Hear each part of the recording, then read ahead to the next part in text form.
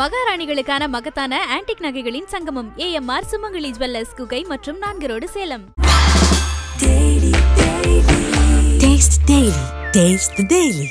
Doctor Sreevarma ஆயுள் தரும் ஆயுர்வேதா அறுவை சிகிச்சை இல்லா குணம் ஆயுள் கால நிவாரணம்.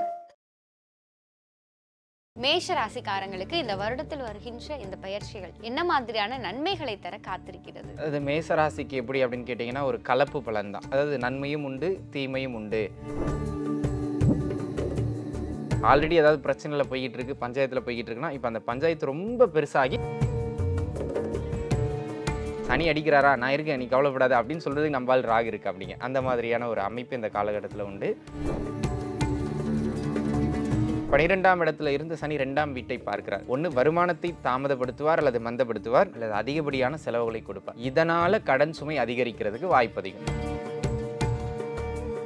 ஒன்று பிரச்சனை இல்லை பிரச்சனைக்குரிய நபர் அங்கே இல்லை அப்படிங்கிற மாதிரியான ஒரு தன்மைக்கு வந்துடும். ஸோ இது எல்லாமே மேசராசிக்காரங்களுக்கு குட். இப்போ மேஷராசிக்காரங்க எந்தெந்த இடங்கள்லாம் கவனமாக இருக்கு? ஒரு முக்கியமான ஒரு 3 விஷயம் சொல்லிடுறேன். அதிகப்படியான ஐபிசி பக்தி நேயர்கள் அனைவருக்கும் அன்பு வணக்கம்.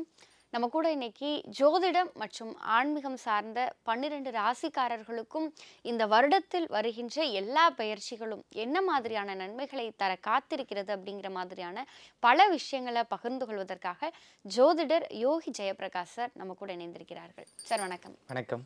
எப்படி இருக்கீங்க சார்? மிக நலமாக இருக்கேன் சார். நம்மளுடைய சமீபத்தில் சனிப்பெயர்ச்சி 12 ராசிக்கும் எப்படி இருக்க போகிறது அப்படின்னு சொல்லி நம்ம கொடுத்த அந்த காணொளி நம்ம நேயர்கள் மத்தியில் ஒரு பெரும் வரவேற்பை பெற்றிருக்கு.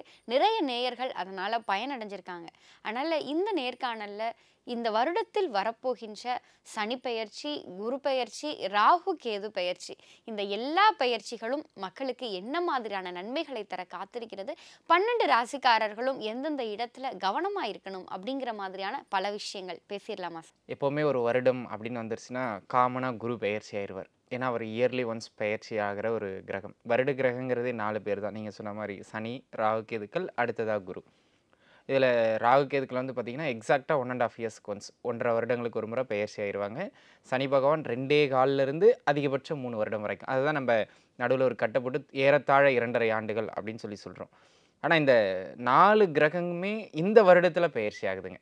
இந்த ஆண்டோட ஆரம்பத்தில் மார்ச் 30ஆம் தேதி சனி பெயர்ச்சி ஆக போகிறார். அதை நம்ம ஏற்கனவே பார்த்துருந்தோம். அடுத்து மே மாதம் ஒரு 3 தினம் முன்பின்னாக குருவும் பயிற்சி ஆகிறாங்க, ராகு கேதுக்களும் பயிற்சி ஆகிறாங்க. வருஷ கிரகங்களில் ஒரு பயிற்சியை நம்ம குருன்னு பார்க்குறோங்க.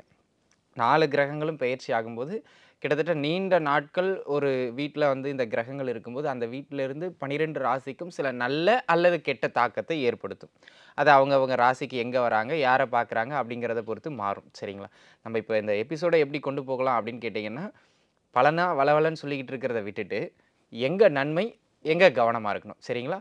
பரிகாரங்கிறது எங்கே நான் கவனமாக இருக்கணும்னு சொல்கிறோமோ அங்கே கவனமாக இருக்கிறது தான் பரிகாரம். தனியாக ஒரு சொல்லியேன்னு கேட்காதீங்க. சரிங்களா? அந்த மாதிரி நம்ம போயிடுவோம். முதலாவதா மேஷ ராசிக்காரங்களுக்கு இந்த வருடத்தில் வருகின்ற இந்த பயிற்சிகள் என்ன மாதிரியான நன்மைகளை தர காத்திருக்கிறது? அதாவது மேஷ ராசிக்கு எப்படி அப்படின்னு கேட்டிங்கன்னா ஒரு கலப்பு பலன் தான். அதாவது நன்மையும் உண்டு தீமையும் உண்டு. இதில் எதுங்க மிக உயர்வாக உண்டுன்னா 2மே சரிசமமாக உண்டு. ஏன்னா ஒரு இனிப்பான செய்தி 7.5 சனி தொடங்குறது. சரிங்களா? அதை விட மிக இனிப்பான செய்தி அந்த 7.5 சனியின் தாக்கம் குறையிற மாதிரி 11ஆம் இடத்திற்கு ராகு போகிறது. சரிங்களா?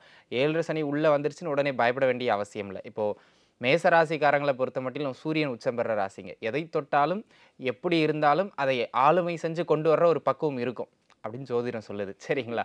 அந்த மாதிரியான ஒரு அமைப்பு. ஆனால் பல பேர் கிரகங்களின் ஆளுமையில் மாட்டிக்கிட்டு தவிக்கிறாங்கங்கிறது உண்மைதான். சரிங்களா?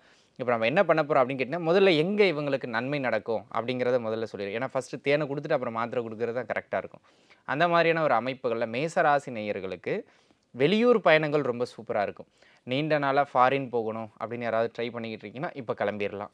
இல்லைங்க நான் ஆல்ரெடி இங்கே தான் இருக்கேன், ஆனால் அடுத்த மாதம் ஊருக்கு துரத்தி விட்டுருவாங்களா, இந்த மாதம் துரத்தி விட்டுருவாங்களா, விசா பர்மிட் கொஞ்சம் சரியாக இல்லை, பிஆர் இல்லை அப்படின்னு தவிச்சிக்கிட்டு இருக்கவங்களுக்கு எந்த நாடுகளில் இருக்கீங்களோ அந்த நாடுகளில் நீடித்து இருக்கிறதுக்கான அந்த ஒரு உரிமம் கிடைக்கிறதுக்கான அமைப்பு இப்போ இருக்குது. உங்கள் சுயஜாதக தசாபுக்தி அதோடு சேர்ந்துருச்சுன்னா இன்னும் சூப்பர். சரிங்களா? எப்போவுமே கோச்சாரத்தோட பலம்ங்கிறது ஒரு 10 to 15%.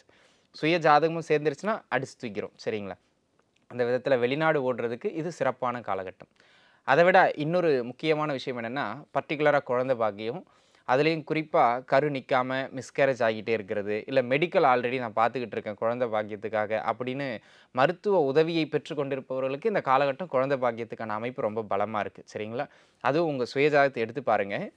கும்ப வீட்லேயோ அல்லது சிம்ம வீட்லேயோ யாருக்கேனும் உங்கள் சுய ஜாதகத்தில் குரு இருக்கார், நீங்கள் மேச ராசிக்காரங்களா இருக்கீங்க, குழந்தை தள்ளி போயிட்டே இருக்குன்னா இந்த பீரியட் மருத்துவம் பாருங்கள், குழந்தை கிடச்சிரும். சரிங்களா?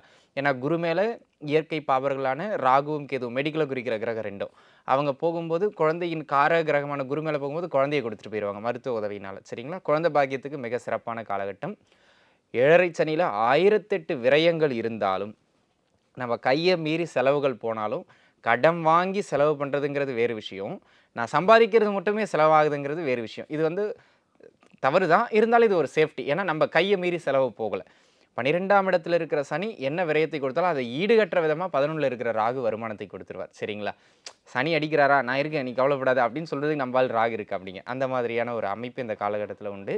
நீண்ட நாளாக ஏதாவது சொத்துக்கள் விற்கணும்னு நிறைய பேர் முயற்சி பண்ணிகிட்டு இருந்திருப்பாங்க. இந்த சொத்தை விற்று தாங்க இந்த கடன் அடைக்கணும், இந்த சொத்தை விற்று தான் என் பிள்ளைக்கு கல்யாணம் பண்ணணும், அந்த கமிட்மெண்ட்லேயே இருப்பாங்க. சொத்து விற்கலைங்கிறதுனாலே பிள்ளையோட கல்யாணம் தள்ளி போய்கிட்டு இருக்கும். நீங்கள் பல வீடுகளில் இதை பார்த்துருப்பீங்க. அந்த மாதிரி விற்க முடியாத சொத்துக்களை இந்த வருடம் மே மாதத்துக்கு பிறகுலேருந்து, குரு பெயர்வுக்கு பிறகுலேருந்து நீங்கள் மூவ் பண்ணுறீங்க அப்படின்னு சொன்னால் சொத்து மூவ் ஆகிறதுக்கான அமைப்பு பலமாக இருக்குது. சரிங்களா? ஆக சொத்துக்கள் விற்கிறதுக்கு இது ஒரு நல்ல பலமான காலகட்டம். உயர்கல்வி படிக்கணும், அந்த உயர்கல்வியும் வெளிநாடு வெளிமாநிலங்களில் படிக்கணும் அப்படின்னு யாராவது ட்ரை பண்ணிக்கிட்டு இருப்பீங்க இல்லையா, அவங்களுக்கு பர்டிகுலராக வெளிநாடு போகிறதுக்கான அமைப்பு இருக்காது, ஆனால் படிப்புக்காக டெம்பரவரியாக போயிட்டு வர்றது இந்த பீரியடில் தாராளமாக போகலாம். அந்த மாதிரியான ஒரு அற்புதமான காலகட்டம். அதுக்கப்புறம் வழக்கம் போல் நம்ம கல்யாணம் ஆகுமா அப்படின்னு பல பேர் கேட்டுக்கிட்டு இருப்பாங்க இல்லையா, அந்த 30+ போகிறவங்களுக்குலாம் ஒரு பயம் இருந்துகிட்டே இருக்குது. என்ன யோகி எதுவுமே சொல்ல மாட்டேங்கிறேன், நான் சொன்னாலும் சொல்லனாலும் ஜாதகத்தில் நேரம் வந்துருச்சுன்னா ஆயிரம்னு வச்சுக்கங்களேன். கல்யாணத்துக்கான அமைப்பும் இந்த காலகட்டத்தில் உண்டு. ஏன்னா செலவு இருக்கும்போது அதை சுப செலவாக மாற்றிக்கிறது நல்லது. ஸோ திருமணம் ஆகும், குழந்தை பிறக்கும், வெளிநாடு போகலாம், வெளிநாட்டில் பிஆர் வாங்கலாம், உயர்கல்வி சிறப்பாக இருக்கும். பர்டிகுலராக வெளியூர் போகிறவங்களுக்கு அந்த உயர்கல்வி ரொம்பவே சிறப்பாக இருக்கும். அது முக்கியமான விஷயம் இந்த பூர்வீக சொத்துங்க. ஆல்ரெடி ஏதாவது பிரச்சனையில் போய்கிட்டு இருக்குது, பஞ்சாயத்தில் போய்கிட்டு இருக்குன்னா, இப்போ அந்த பஞ்சாயத்து ரொம்ப பெருசாகி முடிவுக்கு வந்துடும் இந்த வித்தின் 1 இயரில். சரிங்களா? இந்த மே டு அடுத்த வருஷம் மேக்குள்ளே. அப்போ அந்த பூர்வீக சொத்துக்கள்லாம் கைக்கு வந்து சேர்ற ஒரு அற்புதமான காலகட்டம். அதேபோல் தகப்பனார் உறவோடு இருந்த அந்த கசப்புகள் இந்த காலகட்டத்தில் குறைஞ்சு போயிடும். சரிங்களா? அப்பா மகன் மகள் சண்டை அதெல்லாம் தீர்ந்துரும். ஓரளவுக்கு தீந்துரும். அல்லது பிரிஞ்சிருந்து பிரச்சனை அமைங்கிரும். சரிங்களா? ஆக மொத்தத்தில் ஒன்று பிரச்சனை இல்லை, இல்லை பிரச்சனைக்குரிய நபர் அங்கே இல்லை அப்படிங்கிற மாதிரியான ஒரு தன்மைக்கு வந்துடும். ஸோ இது எல்லாமே மேசராசிக்காரங்களுக்கு குட். சரிங்களா? இப்போ மேஷராசிக்காரங்க எந்தெந்த இடங்கள்லாம் கவனமாக இருக்கணும்? ஒரு முக்கியமான ஒரு 3 விஷயம் சொல்லிடுறேன். அதிகப்படியான செலவுகள் தான். இந்த செலவுகளை வந்து நம்ம 2ஆக பிரிச்சிடலாம். அத்தியாவசிய செலவு, அது வேறு வழி இல்லை, அதுக்கு பேரே அத்தியாவசியம், பண்ணி தான் ஆகணும். இன்னொன்று அத்தியாவசியம் அல்லாத ஆடம்பரம். ஒரு சிலர் ஆடம்பரம் கூட இருக்காது, ஆனால் அது அத்தியாவசியமும் இருக்காது. சரிங்களா?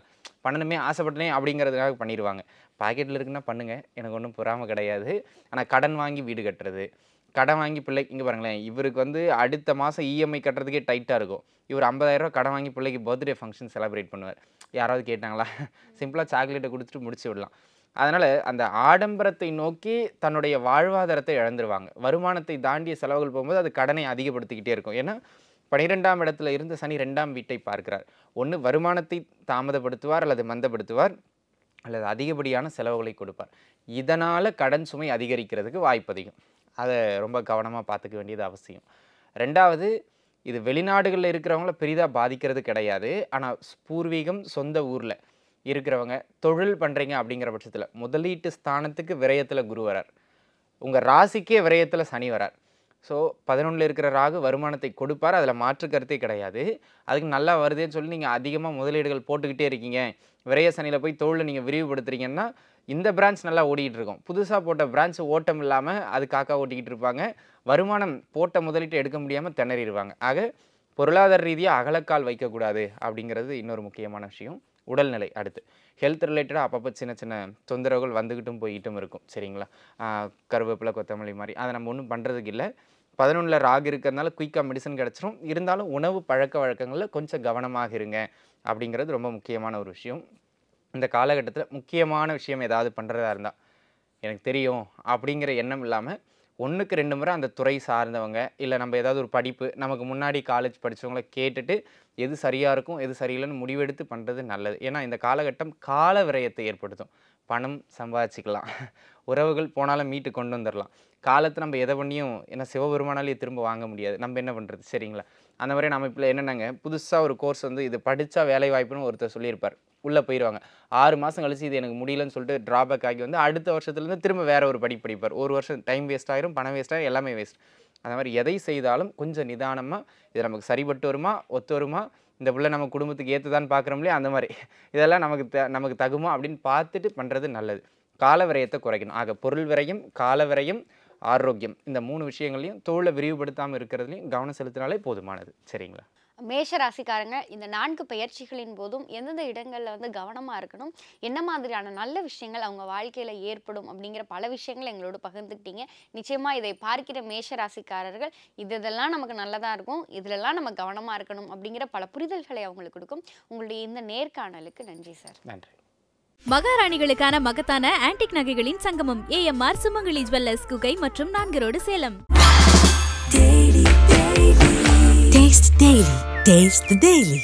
டாக்டர் ஸ்ரீவர்மா ஆயுள் தரும் ஆயுர்வேதா அறுவை சிகிச்சை இல்லா குணம், ஆயுள் கால நிவாரணம்.